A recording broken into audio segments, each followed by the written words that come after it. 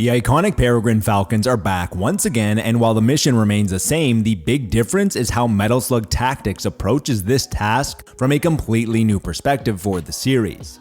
A turn-based tactical RPG complete with roguelite elements infused with the essence of the run-and-gun franchise. The success of Metal Slug Tactics is hinged upon three different things. How well does it honor the legacy of Metal Slug?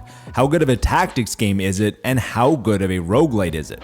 The good news is that the game does two of these things very well and one adequately, which ultimately makes Metal Slug Tactics a successful mission. First and foremost, this is a Metal Slug game. Metal Slug Tactics is filled with a plethora of quintessential audio and video nostalgia. The sprites are gorgeous and the effects sound better than ever. The Peregrine Falcons have been successfully transplanted from 2D side-scrolling run-and-gun to a grid-style turn-based tactics game inspired by Into the Breach with extremely satisfying results. Metal Slug Tactics has been crafted with the core elements of the series in mind. Run and gun is in the DNA of Metal Slug, and the movement plays an integral role. The more you move around on the battlefield, the more you are rewarded. There are plenty of winks to the legacy that shows how it was paramount to honor the tradition of the series and not just try to move the IP to a different genre.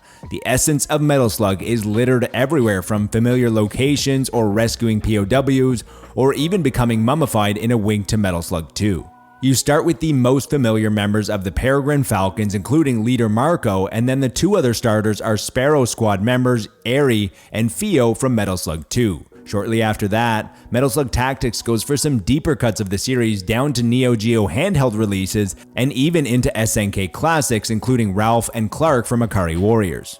The mission is to make your way to Sirocco City, one of the 4 regions of the game, to stop General Morden. Before facing General Morden, you must traverse across 3 other regions, which are familiar deserts, tombs, and jungles that all culminate with a boss fight ripped right out of the classics every 3 missions. You quickly learn that this wasn't a shallow attempt to prey on iconic nostalgia. Metal Slug Tactics covers the basics of the turn-based genre with movement range, action points, and order turn for enemies. It also incorporates deeper mechanics including elevations, multiple weapons, passive abilities, super abilities, and the sync system with your squad, which quickly becomes integral for victory.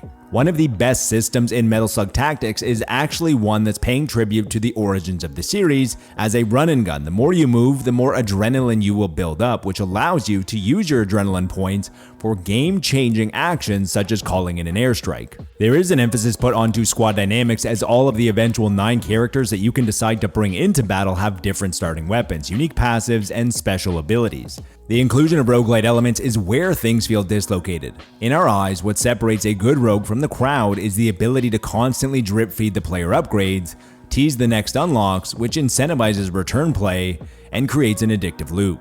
After each mission or full run, you aren't rewarded very well for your efforts.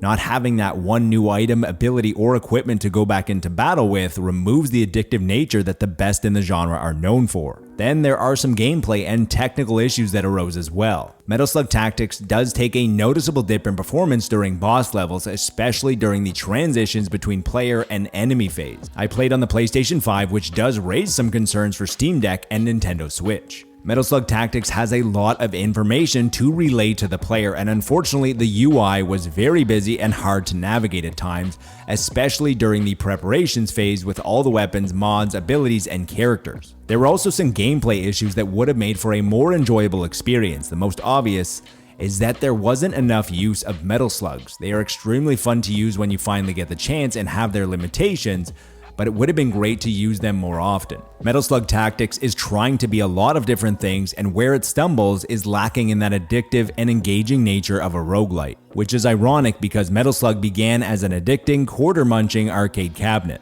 Although Metal Slug Tactics might fall short infusing roguelite elements into the series, it's nonetheless a triumphant return for the Peregrine Falcons when looking at the complete package, which ultimately makes Metal Slug Tactics one of the best original entries the franchise has seen in years and possibly decades. If you're a fan of the tactics genre or a Metal Slug fan, there is a lot to love about Metal Slug Tactics. Before leaving, consider subscribing if you learned anything new from the video or enjoyed the vibes. If you're unfamiliar, we're trying to cultivate a community full of positivity that's free from toxicity and negativity. That's everything for today, but until next time, be good to your fellow gamer, but be better to your fellow human.